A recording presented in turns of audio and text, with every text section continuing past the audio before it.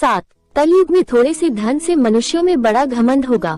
स्त्रियों को अपने केशों पर ही रूपवती होने का गर्व होगा। कलयुग में स्त्रियां धनहीन पति को त्याग देंगी। उस समय धनवान पुरुष ही स्त्रियों का स्वामी होगा।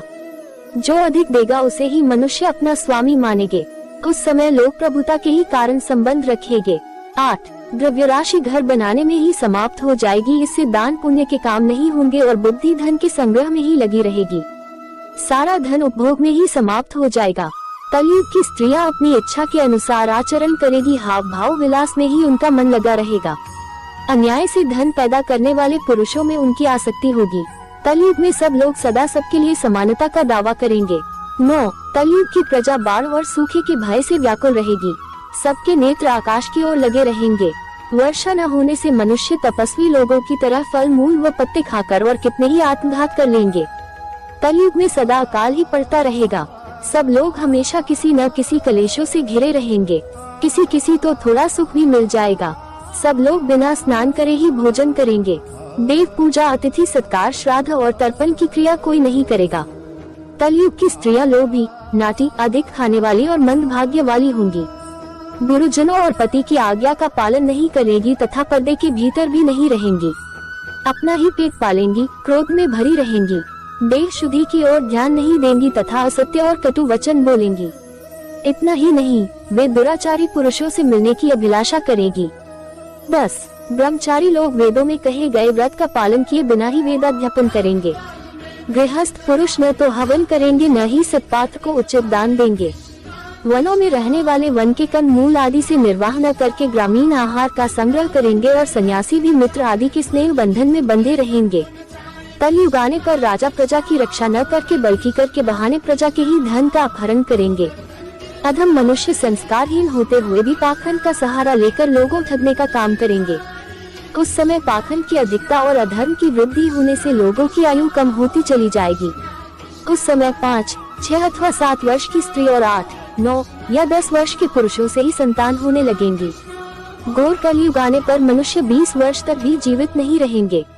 उस समय लोग मंदबुद्धि, व्यर्थ के चिन्ह धारण करने वाले, बुरी सोच वाले होंगे। 11.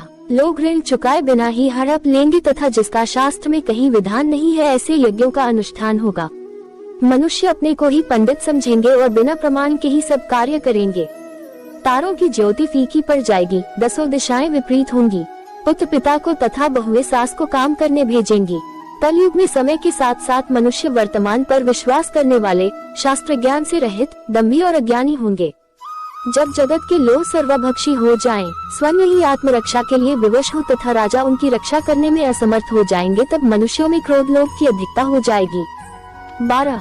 कलयुग के अंत के समय बड़े बड़े भयंकर युद्ध होंगे। भारी वर्षा, प्रचंड आंधी और जोरों की गर्मी पड़ेगी। लोग खेती काट लेंगे, कपड़े चुरा लेंगे, पानी पीने का सामान और पेटियां भी चुरा ले जाएंगे। चोर अपने ही जैसे चोरों की संपत्ति चुराने लगेंगे। हत्यारों की भी हत्या होने लगेगी। चोरों से चोरों का नाश हो जाने के कारण जनता का कल्याण होगा। युगांत काल में मनुष्यों की आयु अधिक से अधिक 30 वर्ष की होगी। 13. मनुष्य की औसत आयु 20 वर्ष ही रह जाएगी। 5 वर्ष की उम्र में स्त्री गर्भवती हो जाया करेगी। 16 वर्ष में लोग वृद्ध हो जाएंगे और 20 वर्ष में मृत्यु को प्राप्त हो जाएंगे। इंसान का शरीर घटकर बोना हो जाएगा। ब्रह्मवत पुराण में बताया गया है कि कलयुग में ऐसा समय भी आएगा जब इंसान की उम्र बहुत कम रह जाएगी, युवावस्था समाप्त हो जाएगी। कली के प्रभाव से प्राणियों के शरीर छोटे छोटे, क्षीण और रोगग्रस्त होने लगेंगे। 14. श्रीमद्भागवत के 12 स्कंद में कलयुग के धर्म के अंतर्गत श्री सुखदेव जी परीक्षित जी से कहते हैं, जो जो घोर कलयुग आता जाएगा, त्यों त्यों उत्तरोत्तर धर्म, सत्य, पवित्रता, क्षमा, दया, आयु, बल और स्मरण शक्ति का लोप होता जाएगा। अर्थात लोगों की आयु भी कम होती जाएगी जब कलिकाल बढ़ता चला जाएगा। कलयुग के अंत में जिस समय कल के अवतार अवतरित होंगे उस समय मनुष्य की परम आयु केवल 20 या 30 वर्ष होगी। जिस समय कल के अवतार आएंगे, चारों वर्णों के लोग शूद्रों बोने के समान हो जाएंगे। गाय भी बकरियों की तरह छोटी छोटी और कम दूध देने वाली हो जाएगी। 15. कलयुग के अंत में संसार की ऐसी दशा होगी कि अन्न नहीं उगेगा। लोग मछली मांस ही खाएंगे और भेड़ व बकरियों का दूध पिएंगे। गाय तो दिखना भी बंद हो जाएगी, होगी तो वह बकरी समान होगी। एक समय ऐसा आएगा जब जमीन से अन्न उपजना बंद हो जाएगा। पेड़ों पर फल नहीं लगेंगे, धीरे धीरे ये सारी चीजें विलुप्त हो जाएंगी। गाय दूध देना बंद कर देगी। स्त्रियां कठोर स्वभाव वाली व कड़वा बोलने वाली होंगी। वे पति की आज्ञा नहीं मानेंगी।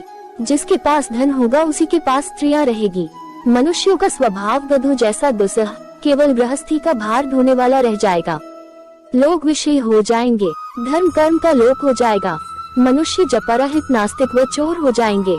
सभी एक दूसरे को लूटने में रहेंगे। कलयुग में समाज हिंसक हो जाएगा। जो लोग बलवान होंगे उनका ही राज चलेगा। मानवता नष्ट हो जाएगी। रिश्ते खत्म हो जाएंगे। एक भाई दूसरे भाई का ही शत्रु हो जाएगा। जुआ, शराब, परस्त्रीगमन और हिंसा ही धर्म होगा। पुत्र पितृघ्न कृत्वा पिता पुत्रवत् तथा निरुद्वेगो बृहद्वादी न निंदामुपलक्ष्यते मलेच्छीभूत जगत सर्व भविष्यति न संशय हस्तो हस्तम परिमुष्येद युगान्ते समुपस्थिते।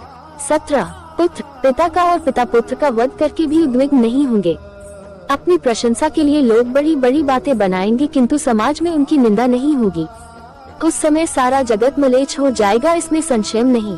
एक हाथ दूसरे हाथ को लूटेगा।